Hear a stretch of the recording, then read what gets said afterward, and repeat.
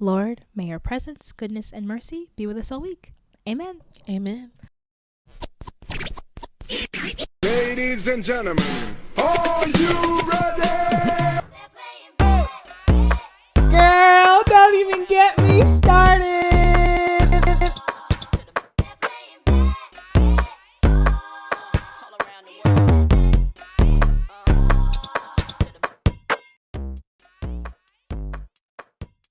Hi, Tempestt. Hi, Stephanie. Happy Sunday. It feels good to be recording on Sundays again. Yeah?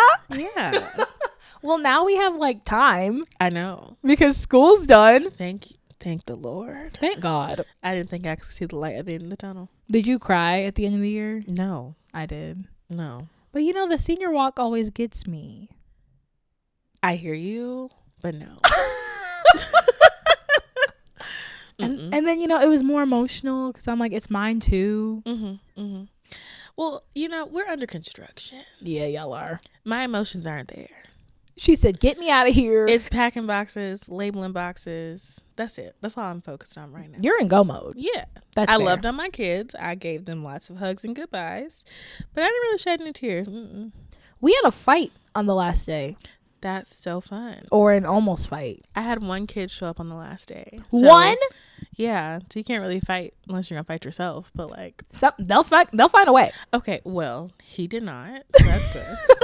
Good for him. Yeah. I had 5, and every one of them I said, what are you doing here? Because here's the thing, y'all. We have all of our end of the year things. It's 5th grade, so we have all of our end of the year things before the last day of school. Right. Because we need to focus on the 5th graders. They get their thing. So graduation is the 2 days before. Their senior walk for us was the day before the last day of school. So we're we said our goodbyes. And it's their 5th grade privilege of not having to come to school on the last day. Absolutely. You get to sleep in. Right. We right. tell them, don't come. We tell their parents, don't come. But then I feel bad because I was one of those kids that my mom worked at a school. So I still went to school no matter what. Yeah. So I was a teacher's kid. So I always feel bad for the kids whose parents have to work and they don't have a choice. Or the teacher's kids who you can either go to work with your parent or go to school with your people. And I would just go to school with my people. Yeah. So, I mean. Yeah. you And know. I understand because 2 of my kiddos distraught on the second to last day of school because they're they're not going to see each other anymore. And they're why would I stay home when I can come and spend time with my friends? Right. But one kid, we're bro, why are you here? He's man, I was gonna watch that baby at home while my dad cuts hair. Man, I was gonna watch that baby.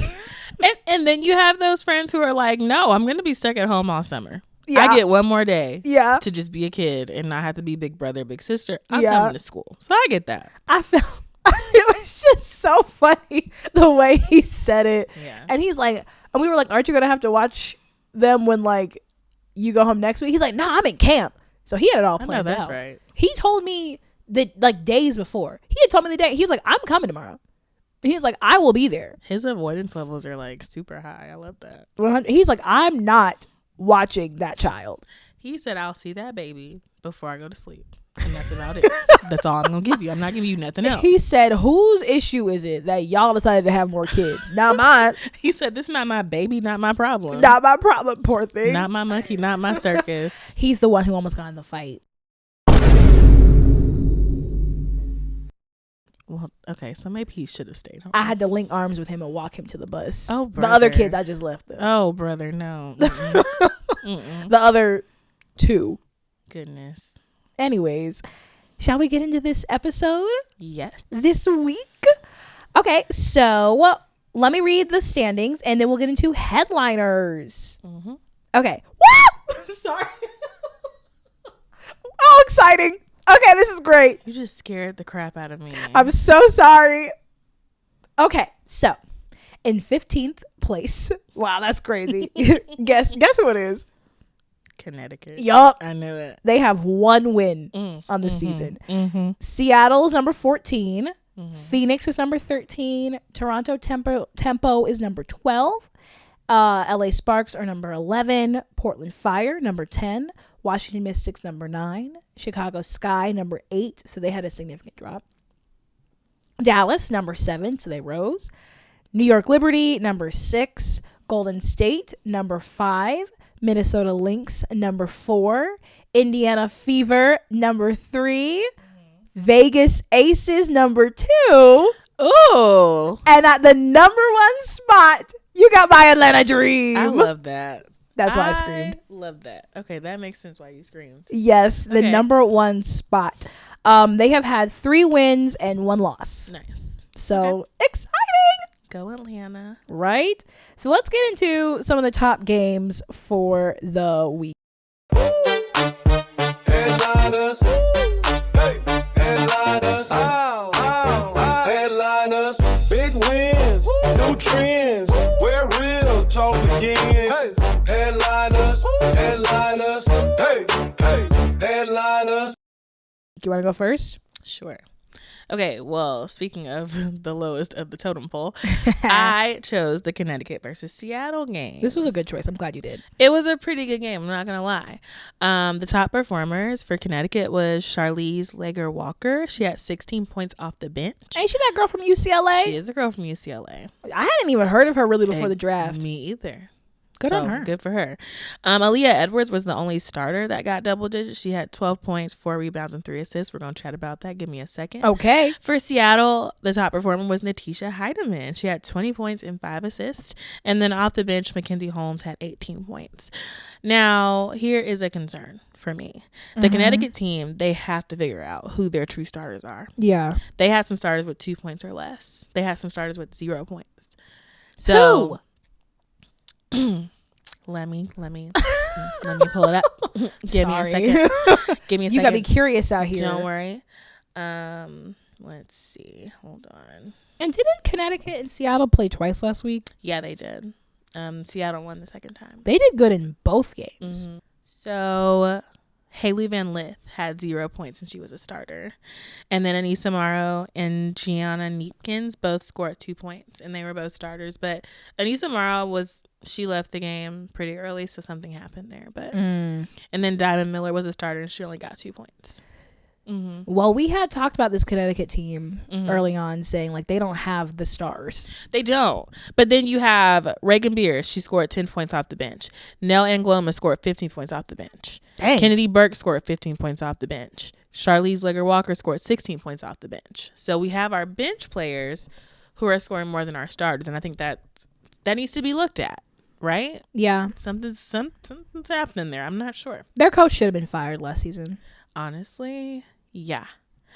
So yeah, I just think that's a concern for Connecticut. We got to figure out our rhythm. Now they were missing BG and Olivia Nelson-Adota. They injured. Yeah.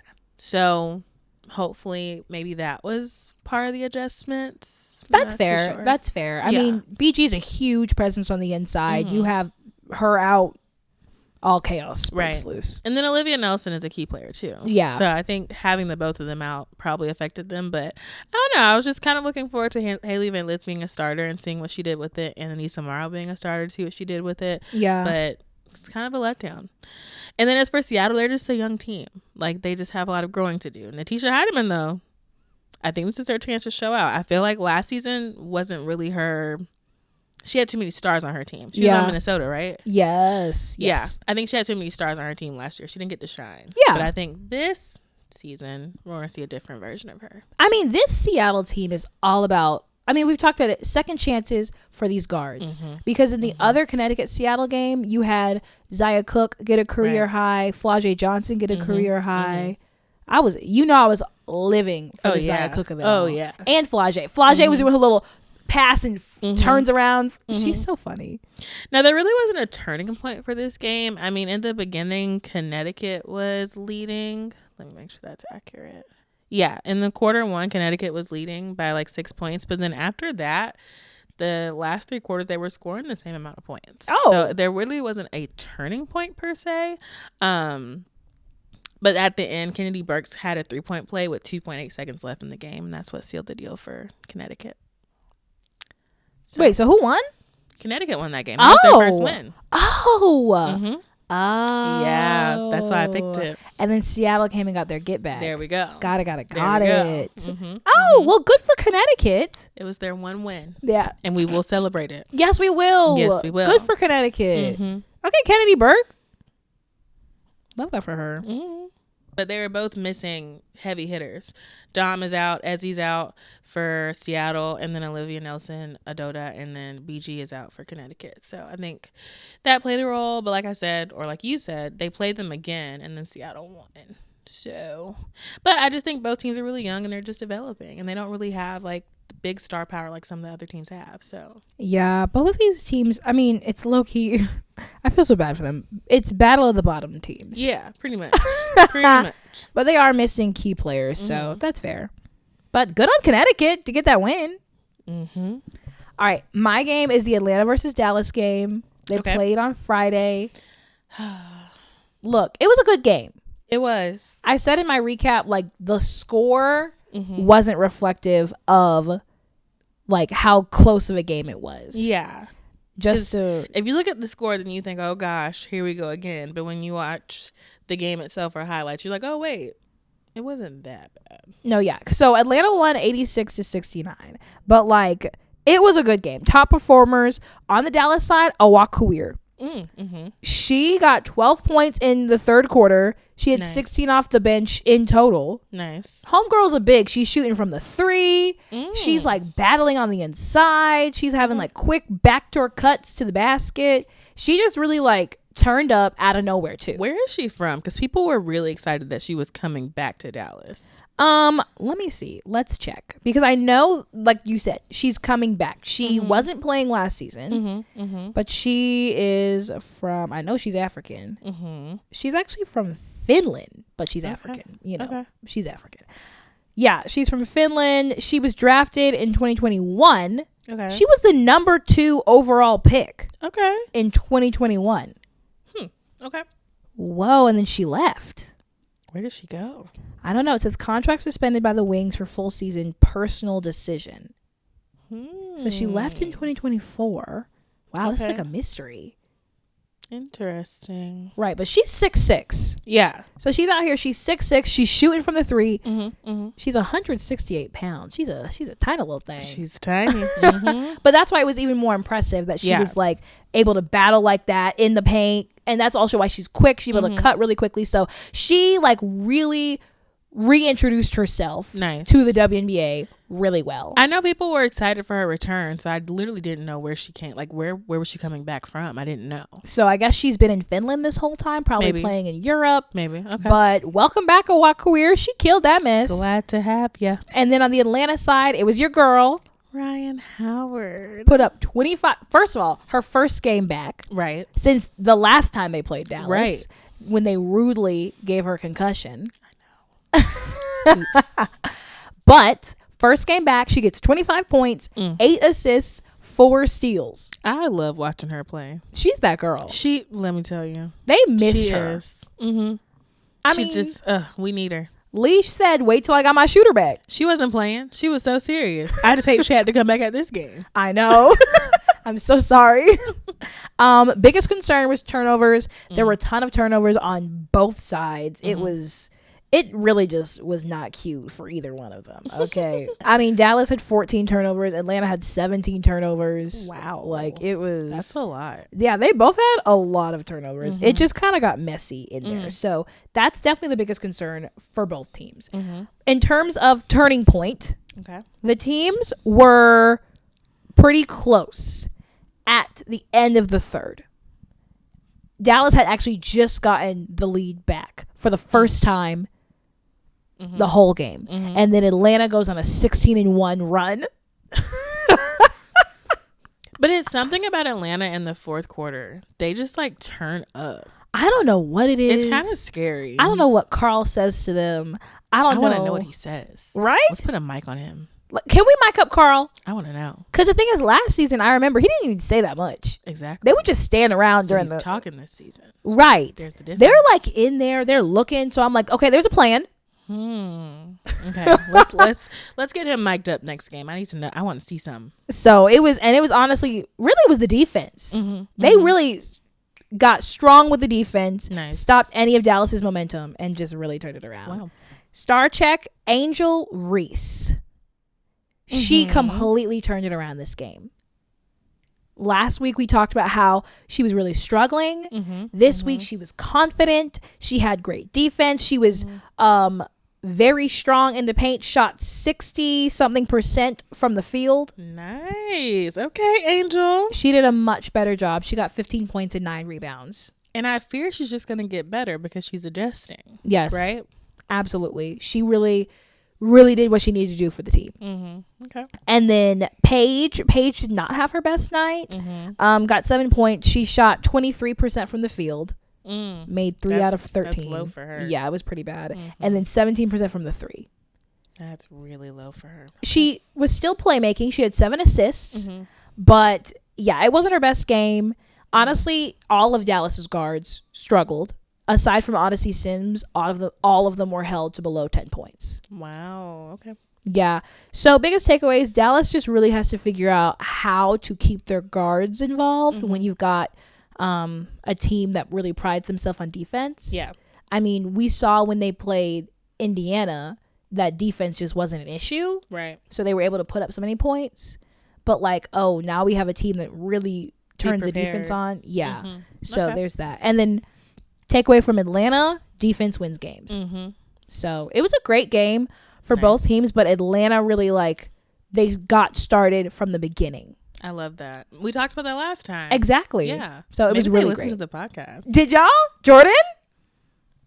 Maybe it was Alicia Gray. I love Leash. Maybe it was Ryan. Somebody heard it. Somebody Angel? listened. Maybe it was Angel. Talk about my dad. Tell me why my dad was over here when Angel listens to your podcast, I'm like, yeah, Angel listens. He's like, you want her to? I'll get her to. I'm like, Okay, please. but what if they're actually listening in between? What if they just have it playing and being like, let's listen to this podcast? What would they listen to us for? Who knows? Just to hear. I hope y'all are listening. I would die if I caught that. I would absolutely die. Because we be talking a little reckless on here. A little. But for it comes from a good place. Yes. You know? We love y'all. All WNBA players are welcome here. You are all welcome. Please. All of you. Except for Sophie Cunningham. You're not welcome here. You're not welcome. Get out of here. Get out. Anyways, shall we do League Pulse? Yeah. League Pulse. The League Pulse. Ooh. Please, let's do League Pulse. I had to really quickly talk about this Valkyries versus Fever game. I'm officially not a Fever fan anymore. I want y'all to know, she literally texted me and was like, we have to talk about this game because I have to say something. And I was like, okay. Because the thing is, we were going to do this game for Film Room, right? And I watched this game and I said, I don't want to talk about Fever in a positive way. I can't stand them. And I was like, dang, you don't want to talk about them at all? That was what my brain was saying, oh, we have cut them off. Okay. Yes, because Caitlin Clark 100% was the aggressor in this. Did you see the clip with Tiff Hayes? I sure did. So Caitlin Clark was getting chippy with everybody. Per usual. Okay, she's talking mess with Tiff. She's talking mess with Janelle Salon. She's getting bucked talking about some, what is it? Don't do that S word. And then with Tiff, she's like, it's me and you. It's me and you. And Tiffany Hayes is like, literally, get your butt out of my face right now. Get out of my face. And then she's over here riling up the crowd, making these faces. I'm just glad that people are seeing it, you know? It's been happening. And maybe it wasn't. No, it's been happening. People just weren't seeing it. And the thing is it was different when she first came into the league a couple of years ago, and it was an adjustment period. But these women now. You have played with a lot of these women. You all are coworkers. You stood in solidarity to get this CBA, and now you're still on some college mess.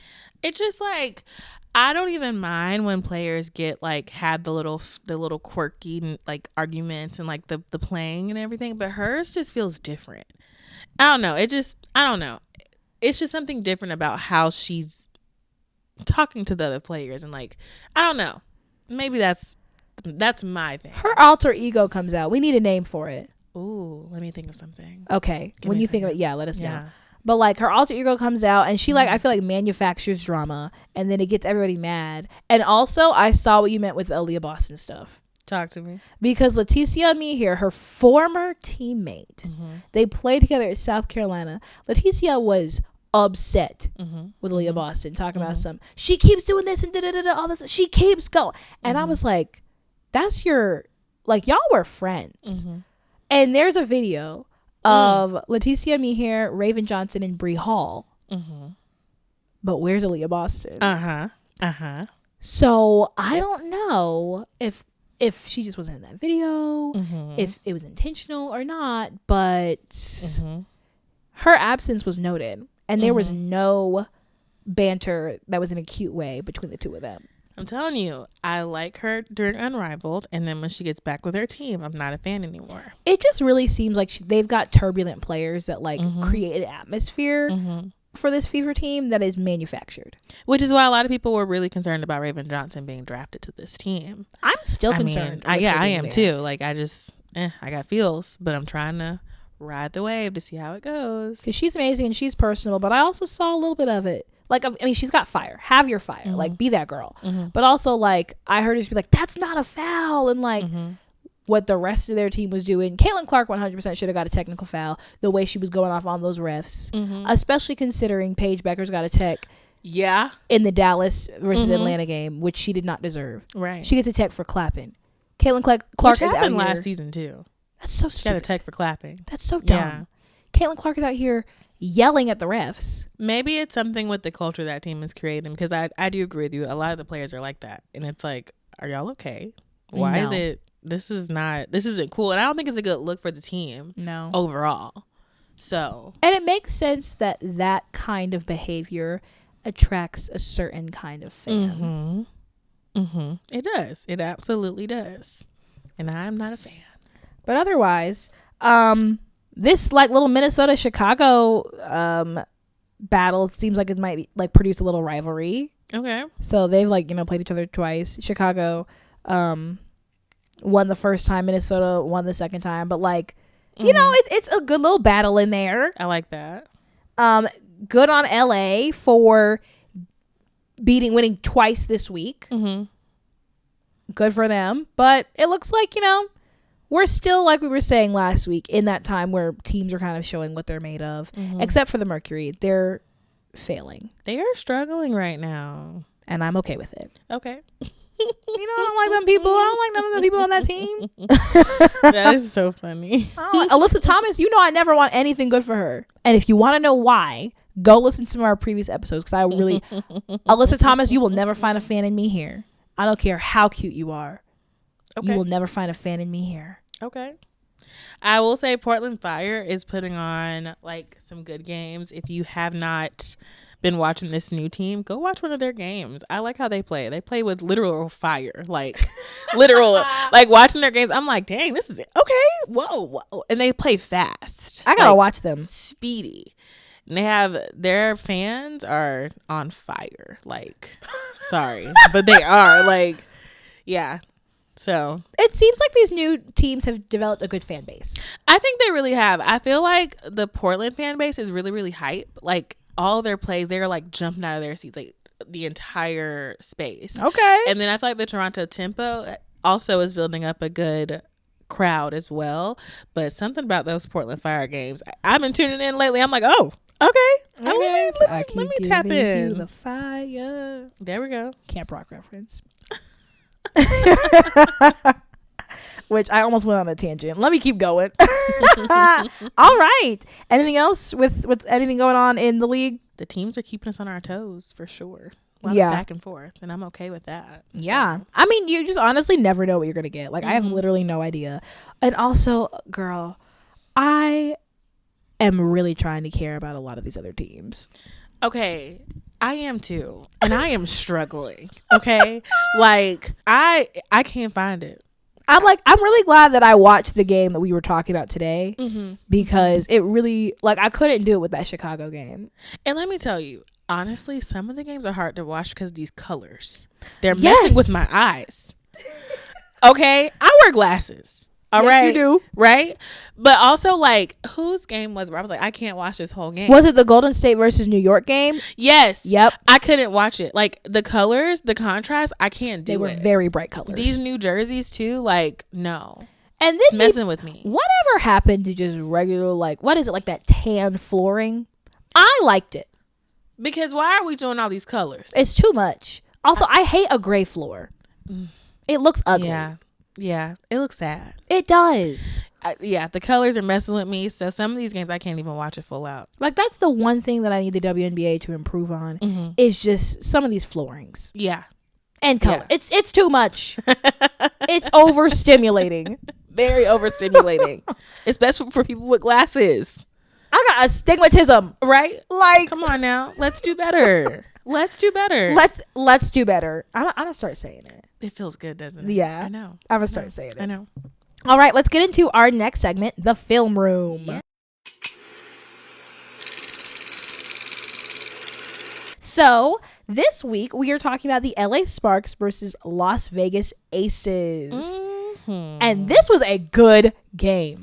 And let me tell you something. I wouldn't have tuned in. No. It was not on my radar. And thank God that this game happened. Because it wasn't on my radar either. And I was just begrudgingly resigned to talking about the Fever game. And then I was like, wait.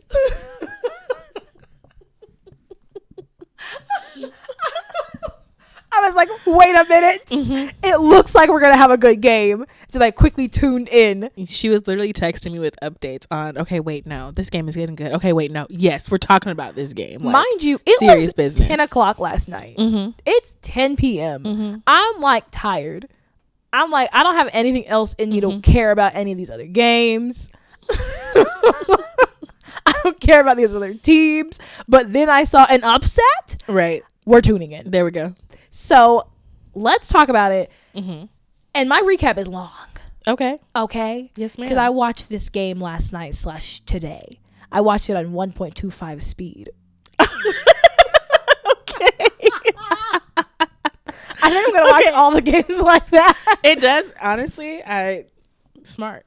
And then also because I watched it on YouTube, I'm not going to lie. I watched it on YouTube and then you can like skip the things that are boring or like skip ahead to what's interesting. It's not doing well for like the attention span, but it was good. All right. Quarter one. So let me tell you, everybody was shooting from the three. It started off fast paced and literally everyone shooting from beyond the arc. Nobody was getting in that paint. Okay. They just would stop and pop both sides. Okay. Anytime they got in the paint, it was a foul. Chelsea Gray and Kennedy Carter were the ones shooting for Vegas. They just kept popping it up.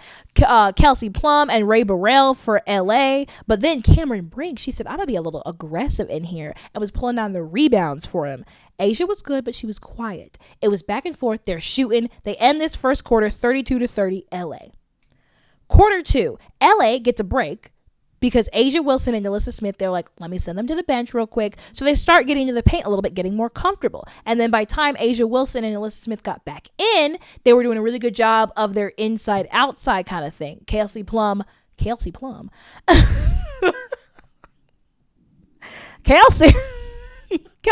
driving into the paint and then kicking it back out to Cameron Brink, who's shooting threes. It was crazy. The Aces kept shooting from the outside, but then relying on Alyssa Smith to clean it up on the inside. We're going to talk about her in a little bit. Lots of fouling, though, on both sides. Lots of fouling, especially from LA. And so Vegas was able to get the lead, 52-46. Kelsey Plum got her third foul already. Crazy. Quarter three, Kelsey Plum picks up her fourth foul.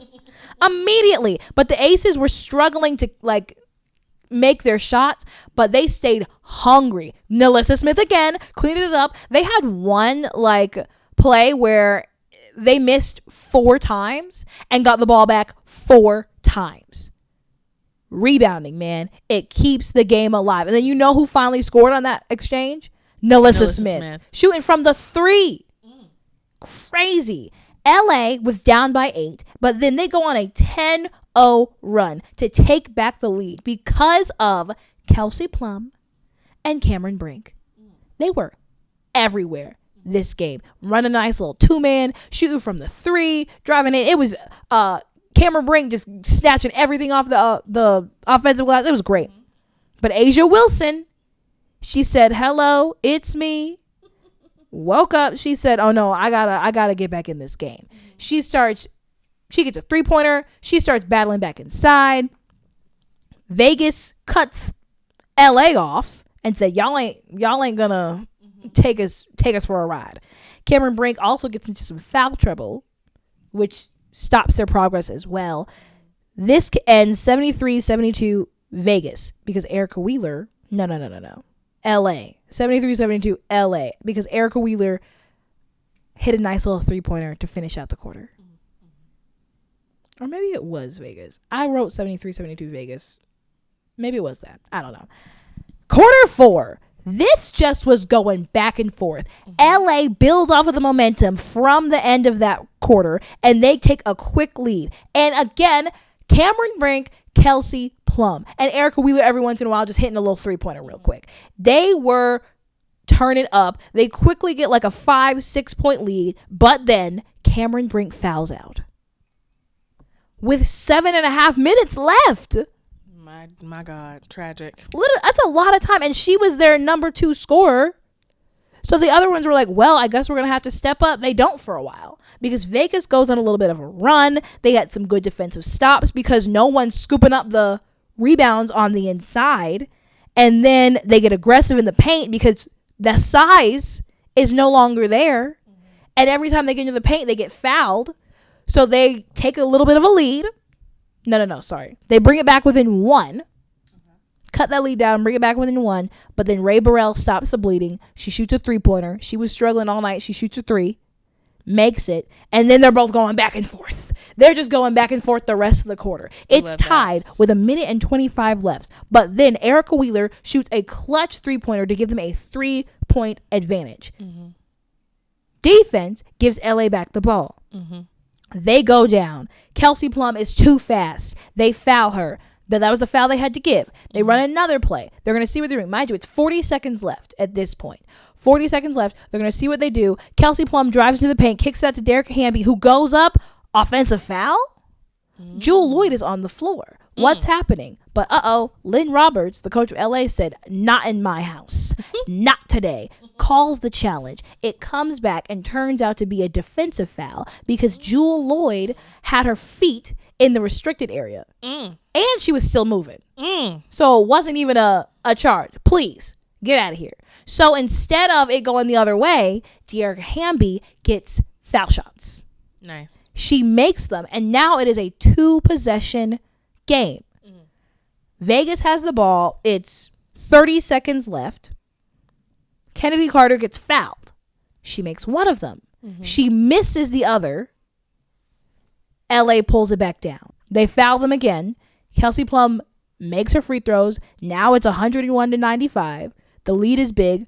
Vegas is going to go try and make something happen, but Kelsey Plum snatches the ball out of the air, jumps like 30 feet to snatch that mess out of the air, keeps her feet in bounds. She's like teetering on the edge. Jewel Lloyd's right behind her, but like doesn't help. Kelsey Plum brings it down.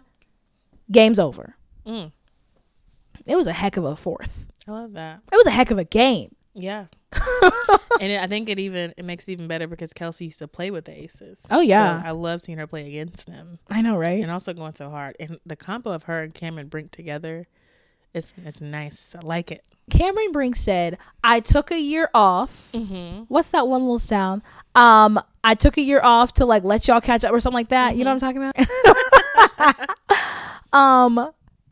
But she said, oh, y'all gonna remember who I am. Same thing with Walk Career. She said, I'm reintroducing myself. Thank you very much. Because honestly, I don't think we saw that from Cameron Brink last season. Well, no, because remember she was injured. But she came back midway last season. Yeah, but it wasn't the same. It wasn't. She said, I'm going to remind y'all why I was the number 2 pick. This is a healthy Cameron Brink, and I like it. Yes. Even so, Homegirl was still battling with her nose. Always. She got hit in the face, and then it was bleeding. And then she just played the rest of the game with like cotton in her nostrils. But like, it looked like tampons. It did, but I wasn't gonna say that. I just when they handed them to her, I'm like, is this that scene from She's the Man? Anyways, who should we talk about first? LA. Okay. Yeah. Cameron Brink and Kelsey Plum just were so good. They're such a duo. And that's what it is. They were a duo. I think they did a really great job of working with their teammates. Yeah. They out-assisted the Aces, I think, like, by 10. So, like, they had more assists. And I think this LA team is learning to be a little less selfish. And I think that's helpful for them. They just did a really great job of working together as a core, especially considering their star player, Neko Gumike, was on the bench. And they don't use subs, really. So they're relying on their core. And you can't do it on your own. They had to work together. I think this game honestly forced them to be more of a cohesive unit. And it worked out, but why do you think they don't use their other players? What's up with that? I have genuinely no idea. Lynn Roberts has some real issues with that because Sanaya Fagan has been on this team this is her second year, and she has not seen barely any of the court. Right. In 2 years. Why keep her if you're not going to play her at all? I mean, I think it's consistent. Like, they just got Kate Martin, and I don't think she's played that much either. So, but Kate Martin has already seen more time than both of them. What is it? Tanaya Latson and Sanaya Fagan combined. I just don't understand it. Like, I don't know. Let's go to one of their practices. Let's go see what's happening. Okay, yeah. Let's just fly to LA real quick. Yeah, we'll figure it out because something's not right. No, it's not right. Lynn, we're coming. But honestly, it was really weird because Kelsey Plum last season played like the most minutes out of anybody in the WNBA. And this game, she played a ton of minutes. The only reason other people got to see the court was because people kept fouling out and getting into foul trouble. But my thing is, like, if you don't allow your other players to get that playing time, they're never going to get used to it, right? So, like, then when you really need them, like, at a peak time, they're not going to be prepared because you're not even giving them a chance now. Oh, absolutely. Like, no one's getting a chance to get their feet wet. Yeah, no one's getting... Their feet are dry. They are dry. They need some lotion. They do. Because they had an issue today with their guards. Like, Ariel Atkins did not produce much. She didn't realize she was there, by the way. Right. What? Because, I mean, she didn't even make a noise, really. Yeah. She, like, got a couple of points. But let me see. She got 11. But, like, over 30 points. You know? So, like, it just... She didn't have a noisy day. Kate Martin, she didn't score. So I'm like, when you're having a time where your guards aren't producing, right? That's when you sub them in, sub other people in, give them a break, talk to them, give them a rest. And that would have been a perfect opportunity to allow Tanaya Latson to hit the floor. Like, Tanaya Latson got no minutes this game at all. And it doesn't make any sense because they were really struggling against those post players. And I'm just like, why not try a different guard? Why not see if they can penetrate? Try something new. They don't know her. They don't know her level of play and her style. Right. So why not throw them off? That's so strange. It is. It's really odd. But I mean, like, these girls did a great job. Their core of Kelsey Plum, Cameron Brink, De'Arica Hamby, Ariel Atkins, Erica Wheeler, and then Ray Burrell off the bench. They have one player who comes in consistently, and that's kind of crazy. I don't understand it, and that's honestly setting their players up for injury. Because you're overplaying them. Yes. Yeah. Like Kelsey Plum, yeah, she's a dog, but there's only so much that her body can take. She needs a break. 100%. Because she was carrying it yesterday. 38 points, 4 rebounds, 9 assists, 1 steal. She was shooting 70% from the field and 85% from the three. My God. Dang, she went off. Yeah, she did. She went off. Shot 100% from the free throw line. Like, it was insane. She was just she entered flow state. Yeah, she definitely entered flow state. Something about her playing them aces, I guess. I think it was good, but also, like, I think it reminded me of how intelligent of a player she is. Because she was one of the reasons they had so many assists this game. Yeah. Because she used her speed and her her quickness to get into the paint, but then found her teammates so easily because she was able to draw the defenders so quick. Like, but she also knew like when to take the shot herself. She did a really great job. Really, really good. I just think they've got to do better at getting other people involved. Absolutely. Erica Wheeler did great. Like I said, Ariel Atkins had a quiet game, but she was quick on defense. So I think, she still made herself useful. This LA team definitely has got some hustle, but they still are struggling with some of that discipline. They had a lot of turnovers, lots of bad passes, a lot of offensive fouls.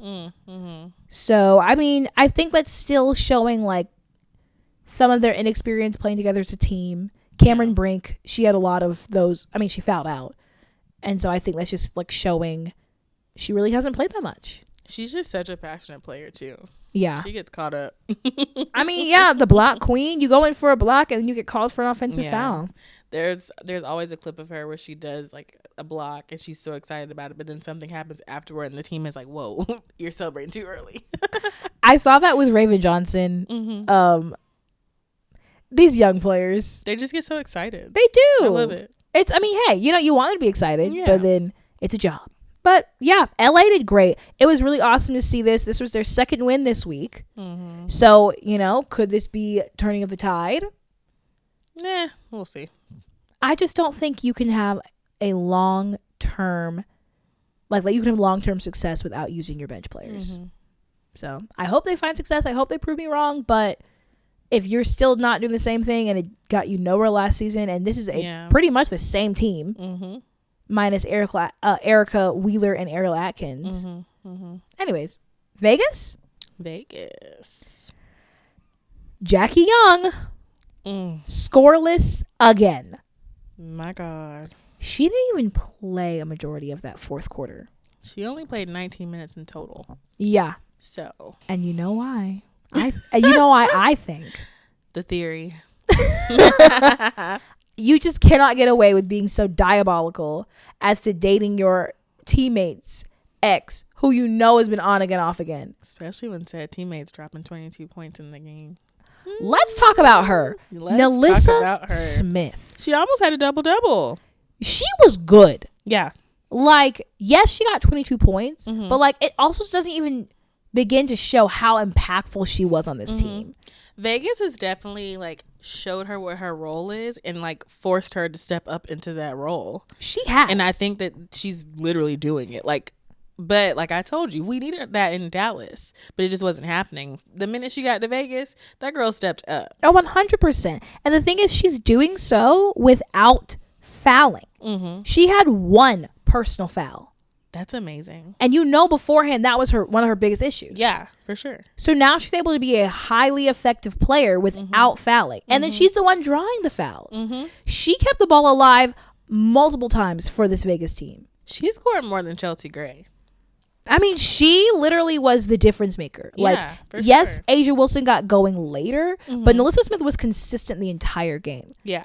When no one else was able to make anything happen, Nalissa Smith brought down rebounds. She drew fouls. She was able to keep them in this game. She had the highest field goal percentage. She had 66%. Because she was just that good. Yeah. Her putback game was so strong. Like, she just was very solid for this team. And honestly, it's kind of weird seeing her be the good, consistent one and everyone else struggling. Yep. Because honestly, I mean, outside of Chelsea Gray and Kennedy Carter, the rest of this team was struggling. Yeah. Like we said, Jackie Young, she got 0 points and wasn't even in the game at the end of the game. They had Jewel Lloyd and Kennedy Carter out there instead. Kennedy Carter scored 23 points. I'm not understanding why she's still on the bench, but maybe it is maybe it's like Jewel Lloyd where it's helpful coming off the bench. I would like to see her as a starter though for a game to see if she like pops off immediately. Well, I would like to see it. You got a girl who scores 0 points. We can switch her out. I'm just saying. Also, Stephanie Talbot in the starting line. Come on now. With her little 2 points. 2 points. My God. What's her plus minus? Negative 23. That's rough. For those of y'all familiar with plus minuses, it took me a second to get there. That just kind of shows their impact as a player. Like when you're in the game, how many points is the other team scoring, and then how many points are you scoring, basically showing your impact. Hers is negative 23. Kennedy Carter's was plus 15. Kennedy Carter is living her best life. She really can't is. convince me that she's not. She literally said, I'm back. Let's get this show started. And I think that she's just performing really, really well. Shooting 61% from the field, 100% from the three. She did miss a critical free throw at the end. She did. And I always feel bad for those girls because I just know they go in that locker room and that's going to be stuck in their head. Because if it was me, it would be stuck in my head for probably the rest of the week that I was the person that missed something so important. Yeah. But the issue is, like, we're seeing it again. We mentioned it last week. Vegas doesn't play together. You saw a stark difference in them versus LA because LA ran a really good 2-man. Yeah. They were passing in the paint. And Asia Wilson was getting consistently double teamed and was not passing in the paint. It was really odd. Yeah. And I mean, I like when you look at it, these girls produce numbers, but like imagine if they played more together. And the thing is, Asia Wilson didn't start getting going until the second half. Yeah. That's a little concerning too.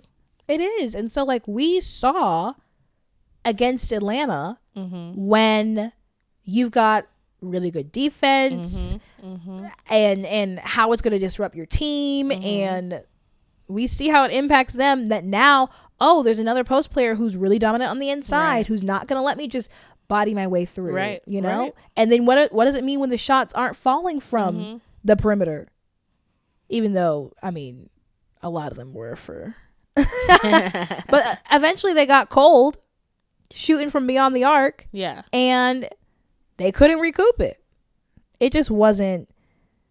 There also were a lot of times where they would just go and, like, shoot a crazy three-pointer out of nowhere. Specifically Jewel Lloyd.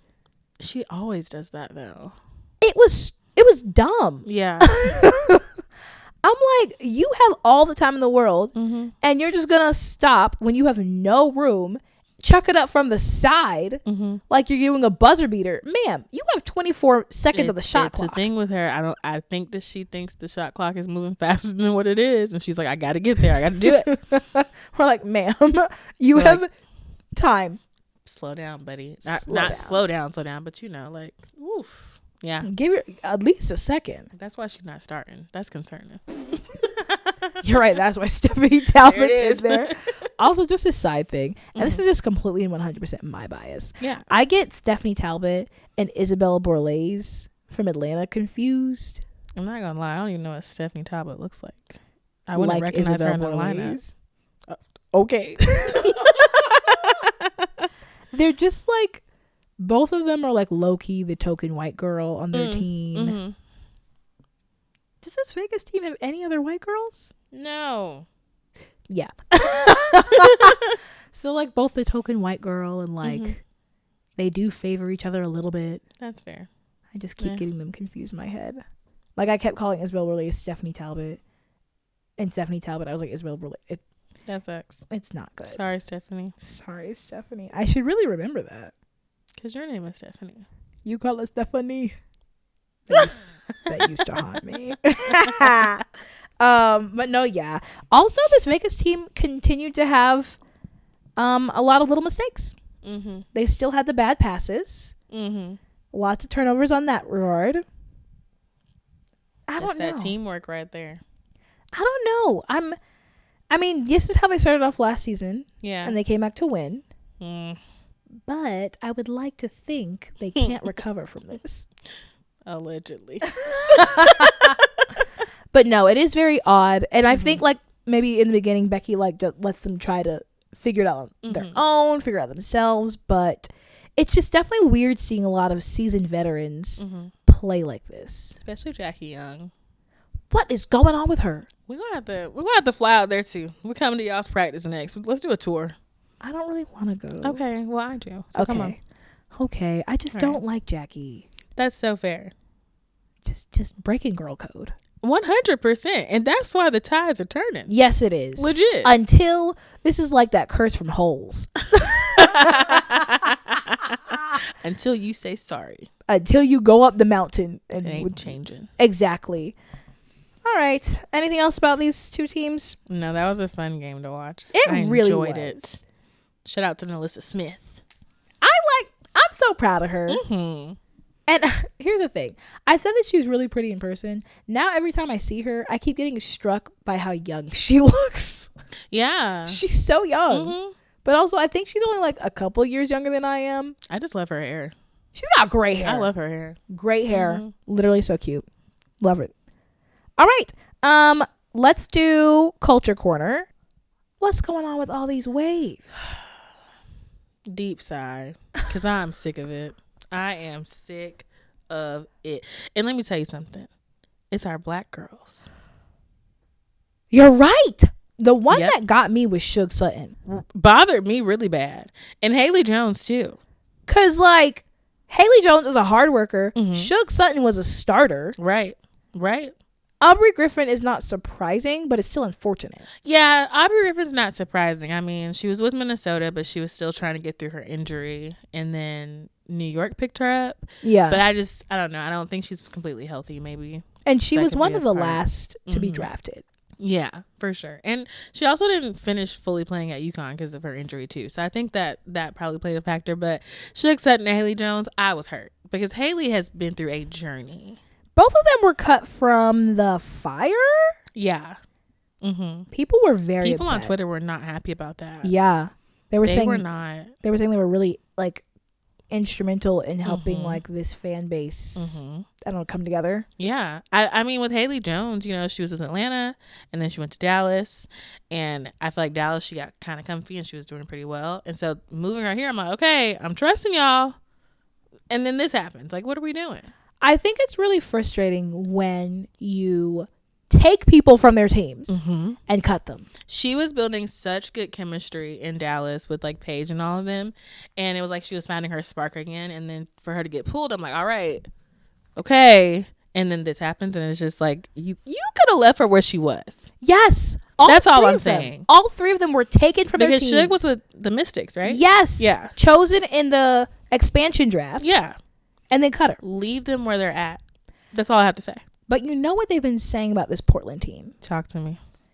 They're saying that in a league that is predominantly African American, Mm-hmm. this is the whitest team. I think they only have 2 black players right now, right?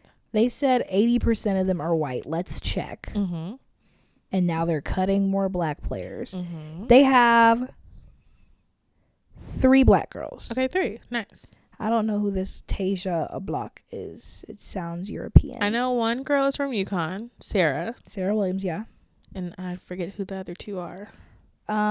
Jordan Harrison is one. Mm-hmm. She's from West Virginia. And then this other girl, I don't know how to say her name. Nadia Potch. Her. I don't think she's gotten a lot of playing time. And the other young lady hasn't either. Sarah has played a good little bit, but... They even picked a girl up. Mm-hmm. They picked up Holly Winterburn Mm-hmm. Mm-hmm. from Indiana, I think. No, I don't know. It's affecting me. I don't really like it. Yeah. Anyways, yeah, it's just a weird look they've got going. I don't know. I mean, hey, if they've got fire, that's fantastic. But like, we need to be equitable and make sure that 100%. we're representing Mm-hmm. our players well and treating them well. Absolutely. Absolutely. Especially if you take players from their homes and then Mhm. cut them. I don't know. We Because you can. could have left them where they were at. Anyways, weird look, weird vibes. I don't like it. Let's round out our episode. Yeah. Let's do Godshot. Okay. I was telling Tempestt Mm-hmm. on these days where we record on Sundays. Ciao. It's after church, so you know I got a little message. Let me Reach. let me take this back. Okay, so yesterday I was reflecting on some of the parties that we've hosted at my house. If you know me, you know I love a good event. I love a good party. And some of our best parties that we had, like, were just completely off the dome, out of the blue. And when we tried to do it again, it wasn't as successful. And I was thinking about that. Like, oftentimes we're trying to do something we've already done, hoping to get the same result, you know? But I also looked this up. They say lightning doesn't strike twice in the same place. It actually does. But for this for this example's sake, you know, you catch lightning in a bottle, and so you're going to the same place looking for that same lightning. It's not going to strike there. You got to do something different. And so it had me thinking about those Bible verses talking about, like, see, I am doing a new thing. I think it's okay for us to look for that new thing and trust that also that new thing will be just as good, if not better, than what we had before. Mm-hmm. I think we're always afraid of, like, trying the new thing and worry that it won't produce the same result. But we talked about today, we read Psalm 96, and it was reading about how, like, the Lord will treat us all with equity. And equity is not equality. I like that it said equity, because now it's getting to the teacher side of it too. Because equity is making sure everyone gets what they need. And so let me see if I can wrap this up. Let me see if I can tie this together. You following me? I'm following. You're walking with me? I've been walking. I'm galloping. Let's gallop. We can trust that in the new thing that God has for us, it will be exactly what we need. 100%. And I see it in a lot of these teams, like especially Seattle, because they're really having to work and do something different, you know? Yeah. And it's working for them, and it's exciting because it's new. It feels authentic to them. And I don't know if this Aces team is, I mean, I think consistently they're trying to catch that same lightning in a bottle. Yeah. They're trying to, you know, go for another championship. They're trying to do it, and they're trying to do it in the same ways. But, like, that is a different team. That is in the past. And you've got to move forward trusting that, like, the Lord will give you exactly what you need in his new way. 100%. See, I'm doing a new thing. Come on, Lord. There you go. We wrapped it up. I love that. Thank you. Good job. Thanks. It came together. I used to work in ministry, y'all. Can you tell? Final buzzer. Okay. Player of the week. Now it's time for player of the week. Okay, I have 2 players of the week. Okay. My first player of the week is Melissa Smith. Yes.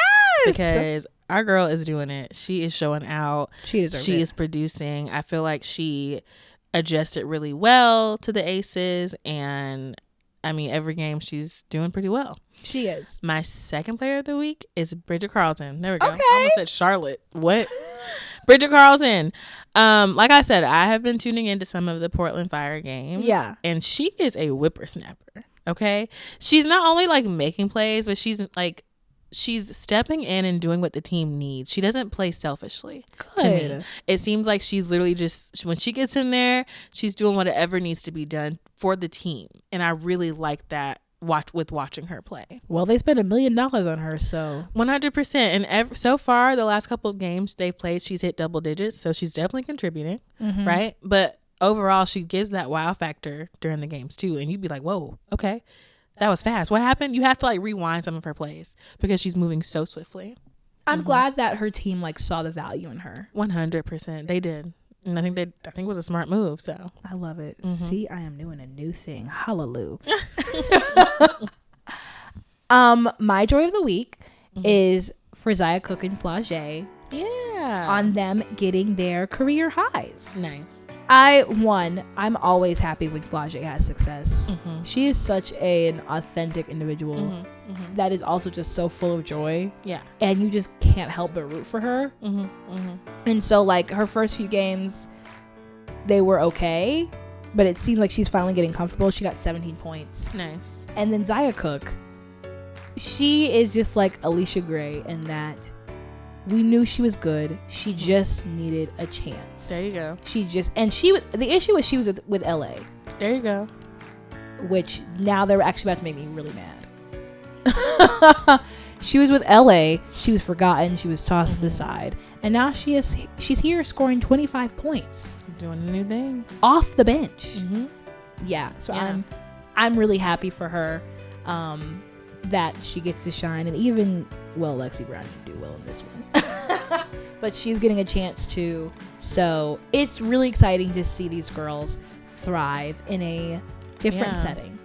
Same with Sarah Ashley Barker. I'm really happy for her. She was also with LA Sparks and did not get the playing time, but she is having a ball with the Portland Fire. She is smiling and you can tell she's smiling through it all, literally. And I think that like it was another move that like it's letting her shine. She's a really good player. So I'm like you said, I'm glad these girls are getting the shine that they deserve.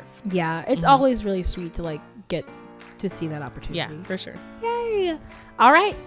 Prediction for the finals. Who do you have going to the finals for the playoffs this year? ATL. Oh, okay, yes. ATL. My Atlanta girlies. Period. And I don't know the second team. I don't want to say the Aces, but it might be the Aces. It might be the Aces. So, Atlanta and the Aces. There we go. I say Atlanta. Is Atlanta the new South Carolina for us? Are they? I think they are for me. They might be. Because, you know, my Raven Johnson is Jordan Canada. Literally. Literally. But love this Atlanta team, so I definitely have them taking it. And then I'm gonna say Minnesota. Oh, okay. They're number 4 and Fee's not even back yet. Oh, they're holding it up, holding it down while she's, you know, healing. Okay. So when she gets back, rising to the top. I can see that. Right? I wouldn't be mad at that either. Right? Okay. Nice. I'm excited. It's a good week. Let me see if they've got anything good coming up. Yeah. Atlanta plays Minnesota this week. That's exciting. On Wednesday. The Aces play Dallas. The Fever have a Golden State rematch. Portland Fire plays New York. Ooh. Good one. Oh, LA Sparks play the Mystics. Oh, and Atlanta plays Portland. I do want to see that for sure. It's a good week of basketball. I'm excited. Why do they play so late? 10 p.m. My God. Because they're on the West Coast. Lord. After Wednesday, it is officially the summer. That'll be my joy of the week next week. And we can end that little part-time job called teaching and start our real job. Just kidding. We very much enjoy our gainful employment. Love my job. Thank you. Oh my God, I can't. I'm Stephanie. I'm Tempestt. And this has been Girl, Don't Even Get Me Started. We'll see y'all next week. Bye.